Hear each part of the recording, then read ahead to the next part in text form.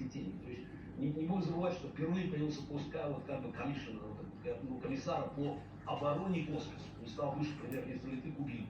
То есть, соответственно, если есть комиссия, значит будет и бюджет. Европа начинает думать о программе, если не об общей армии европейской, то общей военной инфраструктуре, военно-промышленном комплексе. То есть события развиваются, идет какая-то динамика, и эта динамика, она, в общем, заставляет даже того же Трампа быть крайне осторожным в своих решениях